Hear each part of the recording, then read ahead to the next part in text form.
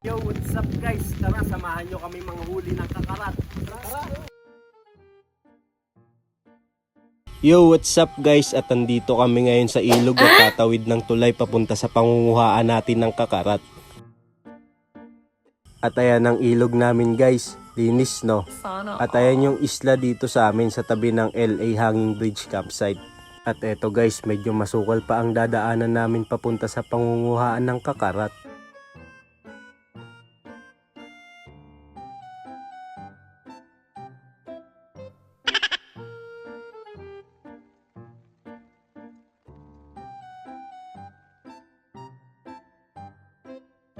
At habang naglalakad kami guys, di ko napansin yung sampinit, sumabit pa yung damit ko, buti na lang hindi yung balat.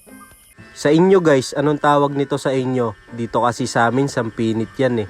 At tinabas pa nga ni Kuya Dots yung dadaanan namin kasi masyado na daw madamo. Baka daw kasi may ahas dito. Alam nyo naman guys, safety first. Meanwhile, at ayan na nga guys, nakarating na din kami sa panghuhulihan namin ng kakarat. Sinimulan na nga namin agad ang paghahanap sa mga pagitan ng Sasa o Nipa. Ayan na nga guys, may nahuli na tayong isa, 1-0. At ito pala yung sinasabi naming kakarat. Sa inyo ba? Anong tawag nyo dito? Comment mo naman para malaman namin. May nakita na din dito si Kuya Norman kaya dali-dali niya itong kinalawit. Medyo mailap din pala to guys at mahirap din itong hulihin. Minsan pa nga sumisiksik pa ito sa pinakamaliit na butas. Yung iba pa nga ay hindi na nakukuha, nadudurog na lang sa ilalim. Lalo na yung mga maiilap na malalaki. Tara guys, panoodin nyo muna kami kung paano kami manghuli.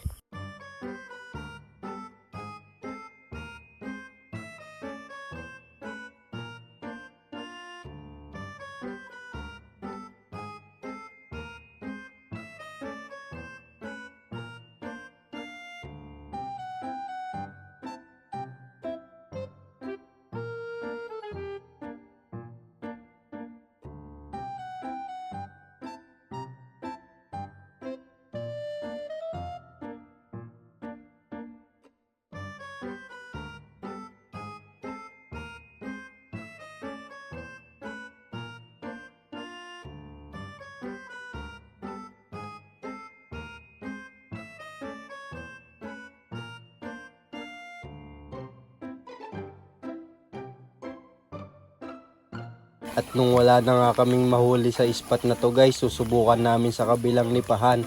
Kaso guys, wala na din kaming makita. At ito nga pala yung nahuli namin guys. Medyo madami-dami na. Pero susubukan pa naming dagdagan.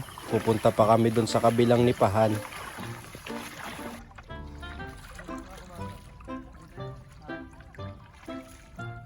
At nung nasa bungad na nga kami guys, meron agad kaming nahuli. Akala namin makakarami na kami dito pero kukunti na lang pala sila. At nung nasa looban na kami ng nipahan, wala na kaming nakita. Pero ayos na tong nahuli namin guys. Kaya napagpasyahan na lang namin na maligo guys. Kasi pagkatapos namin maligo, di na kami sa bukid. 2 hours later. Pagkadating nga namin sa bukid, agad-agad namin sinindihan ang kalan at isinalang agad ang kawali bago sila ilagay. Panoodin nga muna natin si Kuya Dots kung paano siya magluto ng kakarat.